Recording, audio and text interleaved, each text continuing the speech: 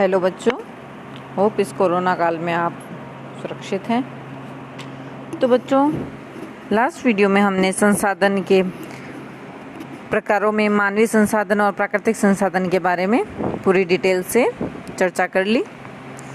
अब इस वीडियो में हम संसाधन वर्गीकरण के कुछ अन्य आधारों के बारे में चर्चा करेंगे।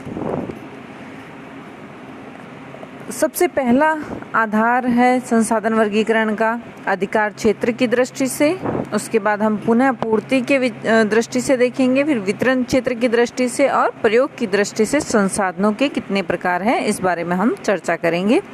सबसे पहले जो अधिकार क्षेत्र की दृष्टि से संसाधन है उसको हम 3 वर्गों में बांट सकते हैं: व्यक्तिगत संसाधन, राष्ट्रीय संसाधन और विश्व संसाधन। पुनः पूर्ति की दृष्टि से नष्टवान संसाधन, बारंबार प्रयोग के संसाधन, पुनः पूर्ति योग्य संसाधन और सनातन प्राकृतिक संसाधन।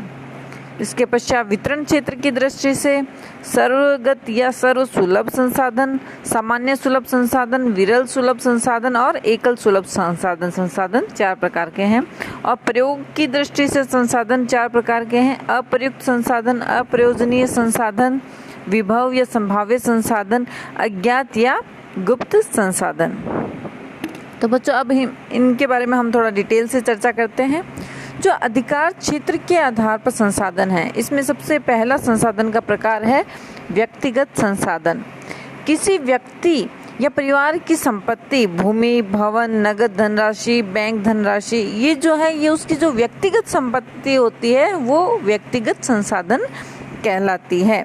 इसके अलावा सुगठित शरीर, सुंदर स्वास्थ्य, मानसिक क्षमता, उत्तम चरित्र, दक्षता, ये भी संसाधन है, वो भी व्यक्तिगत।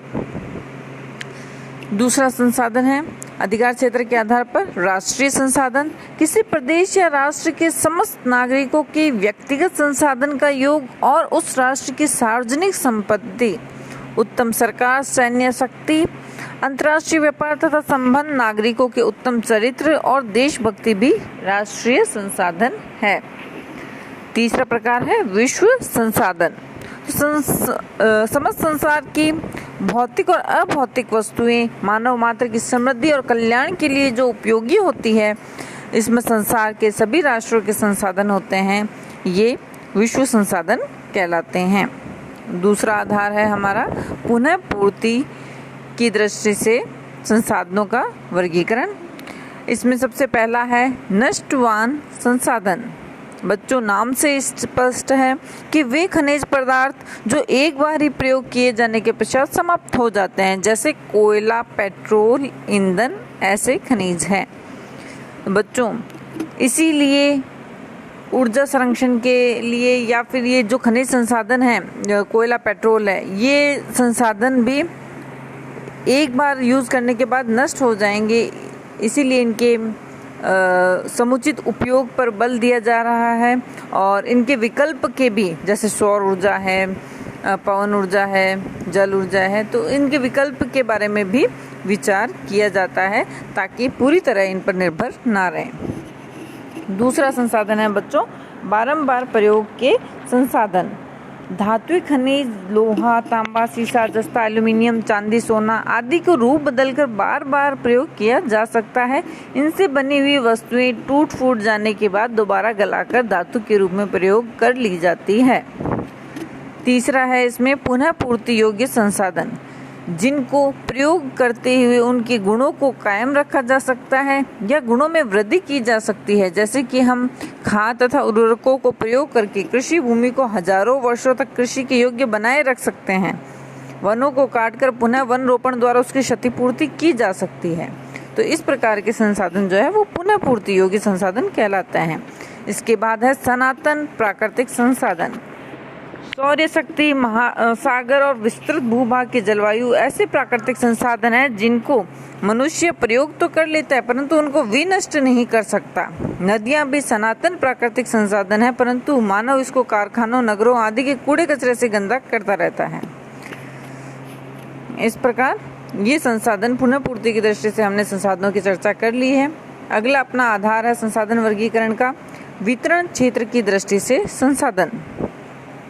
वितरण क्षेत्र की दृष्टि से संसाधन में सबसे पहला जो इसका भाग है वो है सर्वगत या सर्वसुलभ संसाधन, अर्थात वायुमंडल में नाइट्रोजन, ऑक्सीजन आदि गैसें। सर्वगत या सर्वसुलभ का मतलब क्या है? ऐसा संसाधन जो सभी जगह उपलब्ध हो।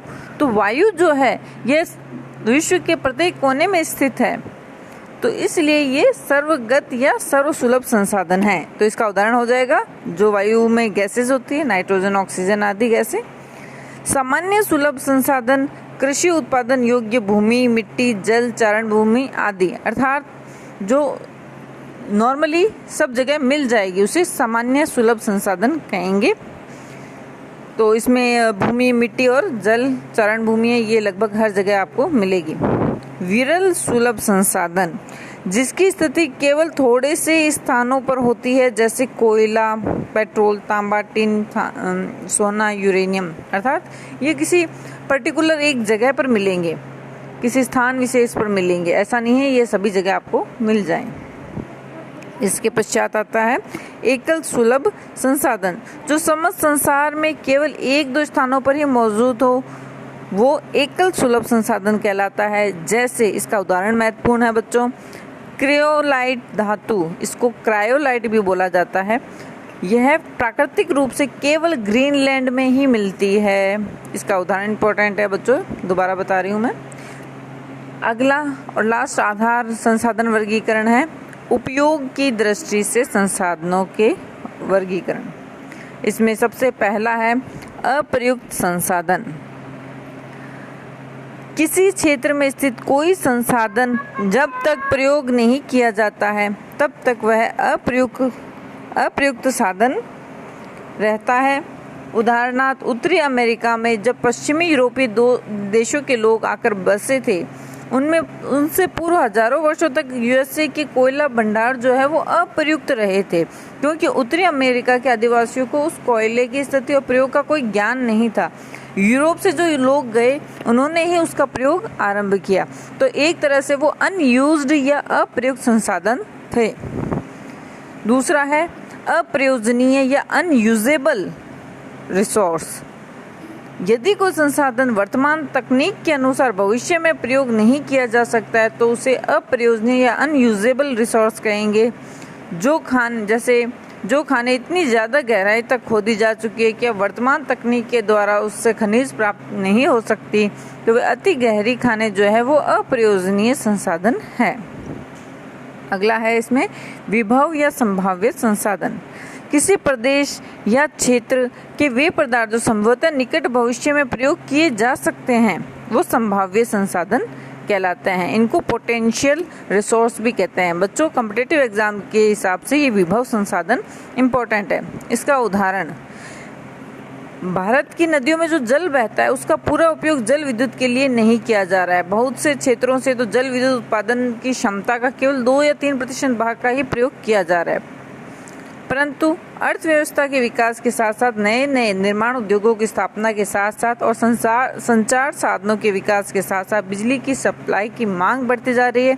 अतः बहुत से क्षेत्रों में नदियों पर नए बांध बनाए जाने की तथा बने हुए बांधों पर भी जल विद्युत उत्पादन के शक्तिघरों के निर्माण की आवश्यकता बढ़ती जा रही है।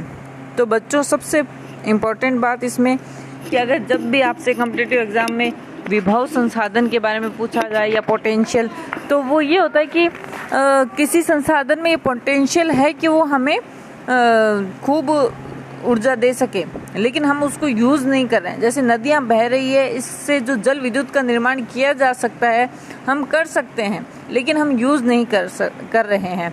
या फिर अपन ये जैसे अपने बारिश और आती है और हम उस बारिश के पानी को ऐसे ही बह देने देते हैं, अगर हम उसको वर्षा जल संग्रहण की तकनीक से संग्रहित कर लें तो वो हमारे यूज आ सकती है, वो हमारे लिए संसाधन बन सकती है।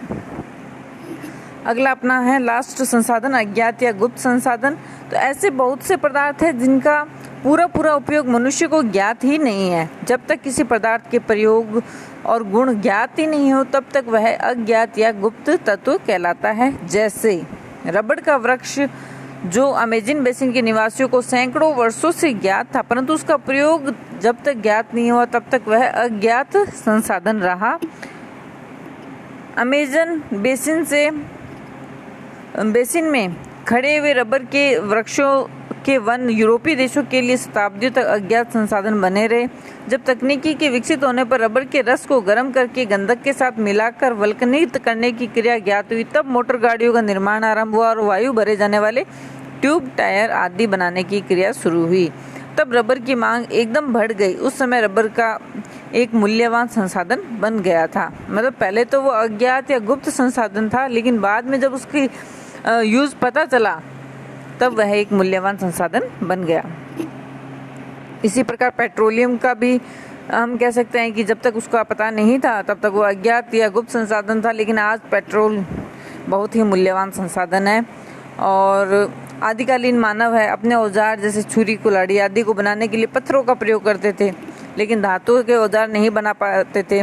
लेकिन जब से धातुओं से औजार बनने लगे हैं तो ये उनके लिए अधिक उपयोगी सिद्ध हो रहा है। और इसके साथ ही यूरेनियम है, उसका भी कोई मूल्य किसी को पता नहीं था, उसका कोई यूज़ पता नहीं था, तब तक वह अज्ञात संसाधन था, लेकिन आज उसका यूज़ किया जा रहा है।